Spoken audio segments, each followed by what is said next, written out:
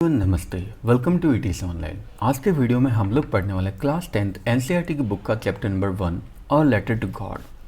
सो चलिए हम लोग चैप्टर स्टार्ट करते हैं। दूसरा एक और इम्पॉर्टेंट बात मैं आप लोगों को बता देना चाहता हूँ कि इस चैप्टर की जो पीडीएफ है वो हमारे टेलीग्राम चैनल ईटीसी ऑनलाइन से आपको मिल जाएगी, जिसमें पूरी समरी, साथ ही साथ हिंदी ट्रांसलेशन, सारे हार्डवर्ड्स, एक्स्ट्रा क्वेश्चन और एनसीईआरटी के क्वेश्चंस भी है। सो आप लोग टेलीग्राम चैनल से डाउनलोड कर सकते हैं, लिंक आपको डिस्क्रिप्शन में मिल जाएगा। चलिए हम लोग स्टार्ट करते हैं। सो लोग बोलते हैं कि फेथ यानी विश्वास से बड़े बड़े पहाड़ को भी हिलाया जा सकता है, लेकिन हमारा ये विश्वास किस में होना चाहिए? इस स्टोरी में इसी क्वेश्चन का जवाब दिया गया है। लेंचो जो कि एक फार्मर है, वो भगवान को एक लेटर लिखता है। जब उसकी क्रॉप्स पूरी तरह से बर्बाद हो जाती है तो वो भगवान से 100 पैसों की डिमांड करता है। क्या लेंचो का लेटर भगवान तक पहुंच पाता है? क्या भगवान लेंचो को मनी भेजते हैं? चलिए जानते हैं इसी चैप्टर में।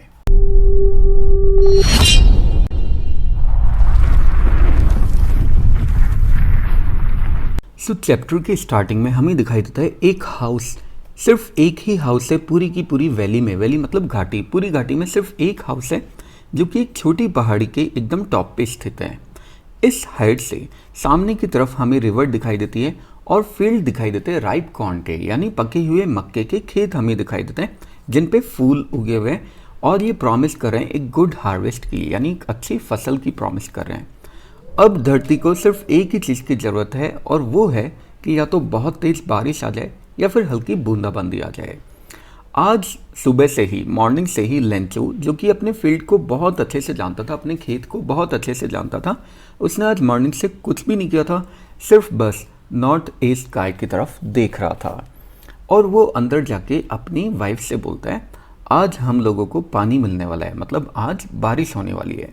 उसकी वाइफ जो कि डिनर प्रिपेयर कर रही थी, सपर मतलब डिनर होता है, वो रिप्लाई करती है हाँ जैसी भगवान की इच्छा। गॉड विलिंग का मतलब होता है जैसे भगवान की इच्छा। लेंचो के जो बड़े बॉयज़ थे, मतलब जो बड़े लड़के थे, वो फील्ड में काम कर रहे थे, जबकि जो छोटे बच्चे थे वो घर के पास में ही खेल रहे थे, जब तक कि लेंचो की वाइफ उन्हें आवाज़ लगा के बुला नहीं लेती, आओ बच्चों डिनर कर लो। और मील के टाइम ही, यानी डिनर के टाइम ही, जैसा कि लेंचो ने प्रेडिक्ट किया था, प्रेडिक्ट मतलब भविष्यवाणी, जैसा कि लेंचो ने भविष्यवाणी किया था, नॉर्थ ईस्ट की तरफ बहुत बड़े बड़े, ह्यूज मतलब बड़े बड़े, बहुत बड़े बड़े बादलों के पहाड़ दिखाई देते हैं जो कि इसी तरफ आ रहे थे। बहने वाली हवा एकदम ताज़ी थी, एकदम फ्रेश थी और काफ़ी स्वीट थी। लेंचो बाहर आ जाता है बिना किसी रीज़न के, सिर्फ वो अपनी बॉडी पे रेन का प्लेजर फील करना चाहता था, यानी अपनी बॉडी पे सिर्फ रेन को फील करना चाहता था। और जब वो वापस घर के अंदर आता है तो वो बहुत ज़्यादा खुश हो जाता है और बोलता है कि आसमान से गिरने वाली ये रेन ड्रॉप्स नहीं है, ये न्यू कॉइन्स है। देखिए ये बहुत इंपॉर्टेंट क्वेश्चन है कि लेंचो ऐसा क्यों बोलता है कि आसमान से गिरने वाली ये रेन ड्रॉप्स नहीं है, इनफैक्ट ये न्यू कॉइन्स है। क्योंकि लेंचो का फील्ड पूरी तरह से रेडी हो गया था, सिर्फ उसको चाहिए था रेन ड्रॉप्स मतलब वाटर। अगर एक बार पानी आ जाता तो उसकी फसल पूरी तरह से बन के एकदम रेडी हो जाती, प्रिपेयर हो जाती, जिससे वो मार्केट में जाके सेल कर सकता था और बदले में कॉइन्स ला सकता था। तो यानी ये जो रेन ड्रॉप्स है ये इनडायरेक्टली उसको कॉइन्स ला कर देगी, पैसा ला कर देगी। वो बोलता है ये जो बड़ी ड्रॉप्स है ये 10 सेंट के पीसेस हैं और छोटी ड्रॉप्स 5 सेंट है। अपने फेस पर एक सेटिस्फाइड एक्सप्रेशन लेकर वो अपने पके हुए कॉर्न के खेतों को देखता है, उसके फ्लावर्स को देखता है जो कि बारिश के पर्दे में ढके हुए थे। ड्रेप्ड मतलब होता है कवर्ड। लेकिन अचानक से एक बहुत तेज हवा बहने लग जाती है और हवा के साथ साथ ओले भी गिरने लग जाते हैं। हिल स्टोन्स मतलब होता है ओले। ये जो ओले थे ये दिखने में बिल्कुल सिल्वर कॉइन्स की तरह लग रहे थे। अच्छा, सिल्वर कॉइन्स की तरह क्यों लग रहे थे? क्योंकि जो सिल्वर कॉइन्स हैं वो भी एकदम राउंड शेप में होते हैं और ये जो ओले हैं इनका कलर भी सिल्वर था और ये भी एकदम राउंड शेप में थे। लेंचो के जो बच्चे होते हैं वो बाहर बारिश में आ जाते हैं, अपने आप को एक्सपोज कर देते हैं, मतलब कपड़े उतार कर बारिश में आ जाते हैं नहाने के लिए और इन फ्रोजन पर्ल्स को, जमे हुए मोतियों को कलेक्ट करने लगते हैं। अब एक और इम्पॉर्टेंट क्वेश्चन बनता है कि यहाँ पे इन हिल स्टोन्स को फ्रोजन पर्ल्स क्यों बोला गया था? इसलिए बोला गया था क्योंकि बच्चों के लिए तो जो गिरने वाले ओले हैं वो मोतियों से कम नहीं होते, उनको उसकी इंपॉर्टेंस थोड़ी पता होती है। वो तो सिर्फ उसकी शेप देखकर ही उनको इकट्ठा करने के लिए भाग जाते हैं, जैसे कि हम लोग मोतियों को इकट्ठा करने के लिए भागते हैं। लेंचो बोलता है अब सच में बहुत बुरा हो रहा है और मैं होप कर रहा हूँ कि ये जल्दी से निकल जाए, मतलब ये ओले जल्दी से ख़त्म हो जाए। लेकिन जल्दी से ओले गिरना ख़त्म नहीं होते। 1 घंटे तक लगातार ओले गिरते रहते हैं पूरे घर पे, पूरे गार्डन में, पूरे हिल साइड में, पूरे कॉर्नफील्ड में और इनफैक्ट पूरी की पूरी वैली में, पूरी की पूरी घाटी में। पूरा का पूरा जो फील्ड है वो एकदम वाइट हो जाता है, जैसे कि सॉल्ट से कवर्ड हो गया हो, यानी चारों तरफ नमक की एक चादर फैल गई हो। पेड़ों पर एक पत्ता भी नहीं बचा था। पूरा का पूरा कॉर्न पूरी तरह से डिस्ट्रॉय हो चुका था।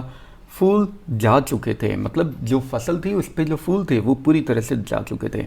लेंचो बहुत ज़्यादा दुखी हो जाता है। लेंचो की आत्मा दुख से भर जाती है जब ये तूफान चला जाता है।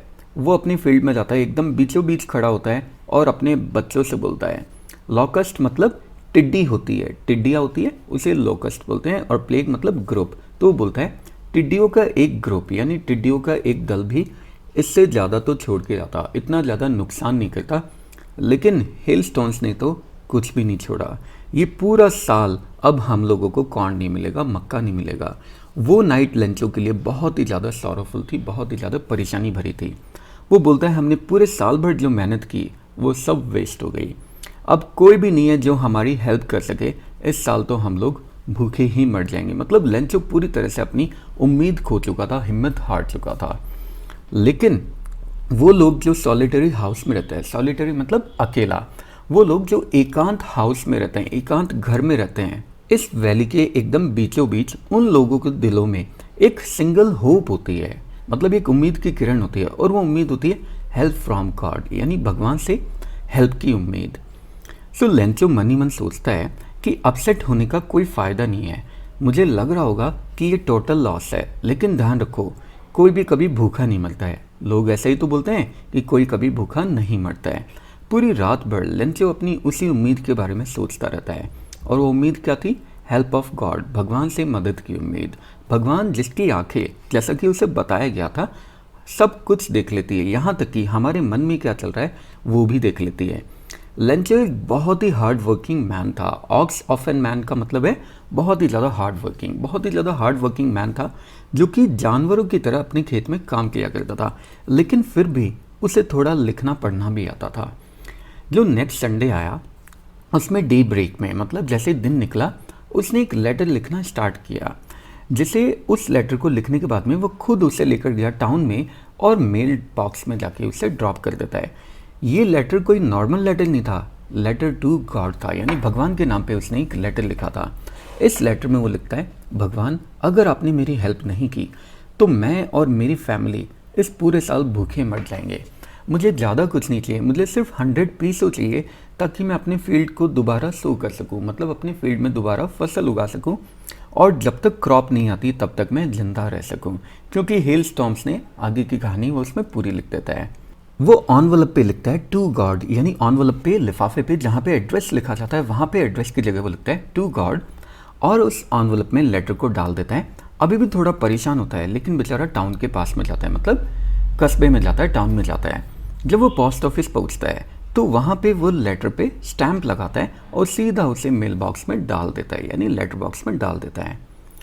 अब एम्प्लॉयज़ में से एक एम्प्लॉय था जो कि एक पोस्टमैन भी था, साथ ही साथ पोस्ट ऑफिस में वो हेल्प भी किया करता था, छोटे मोटे काम भी किया करता था।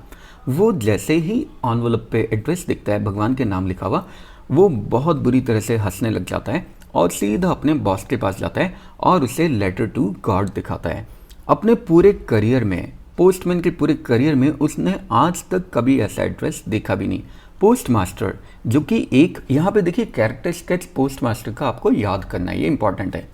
पोस्ट मास्टर जो कि एक बहुत ही ज़्यादा फैट और एमिएबल पर्सन था, एमिएबल मतलब होता है मिलनसार, वो भी पहले तो हंसने लग जाता है, लेकिन अचानक ही वो सीरियस हो जाता है और लेटर को अपने डेस्क पे पटकते हुए कमेंट करता है, क्या अटूट विश्वास है, काश मेरा भी इस इंसान के जितना विश्वास होता जिसने ये लेटर लिखा है।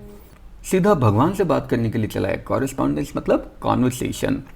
जो पोस्ट मास्टर होता है वो डिसाइड करता है जो पोस्ट मास्टर होता है वो डिसाइड करता है कि राइटर का जो फेथ है, लिखने वाले का जो भरोसा है भगवान में, उसको हमें टूटने नहीं देना है। इसलिए वो एक आइडिया लेकर आता है और वो बोलता है हम इस लेटर का आंसर करेंगे, क्योंकि ऑब्वियसली जिसने लेटर लिखा होगा वो बहुत परेशान होगा, तभी तो उसने भगवान को लेटर लिखा है।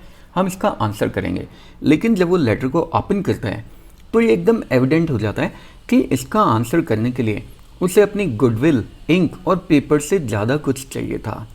लेकिन जो पोस्ट मास्टर होता है वो बहुत ही ज़्यादा रेजोल्यूट पर्सन होता है, डिटरमाइंड पर्सन होता है, अपने रेजोल्यूशन पे एकदम चिपका हुआ रहता है। और अब जब उसे पता चल ही गया कि लेटर में पैसों की डिमांड की गई है, तो वो अपने एम्प्लॉयज से चंदा इकट्ठा करता है, मतलब पैसा मांगता है और अपनी सैलरी का थोड़ा पार्ट भी वो दे देता है। और अपने कुछ फ्रेंड्स को भी वो मजबूर करता है कि as an act of charity वो भी कुछ डोनेट करे।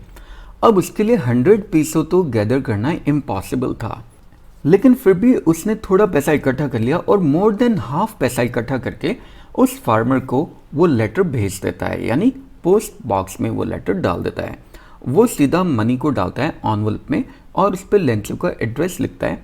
उसमें एक लेटर भी लिखता है। लेटर में वो कुछ भी नहीं लिखता, सिर्फ एक सिंगल वर्ड लिखता है और वो वर्ड क्या होता है, गॉड का सिग्नेचर। यानी लेटर में कुछ भी नहीं लिखता, सिर्फ भगवान का सिग्नेचर लिख देता है। जहाँ सिग्नेचर करते हैं वहाँ लिख देते हैं गॉड। नेक्स्ट संडे लेंचो अभी थोड़ा जल्दी आ गया था ये पूछने के लिए कि उसके नाम पे कोई लेटर आया या नहीं आया। पोस्टमैन खुद जाता है लेंचो को लेटर हैंड ओवर करने के लिए, जबकि जो पोस्ट मास्टर होता है वो भी बहुत ही ज़्यादा क्यूरियस होता है और उस सेटिस्फेक्शन को एक्सपीरियंस कर रहा होता है जिस आदमी ने एक बहुत ही अच्छा काम किया है। और वो इतना ज़्यादा क्यूरियोसिटी में होता है कि वो खुद लेंचो को देख रहा होता है कि लेंचो का रिएक्शन क्या होगा।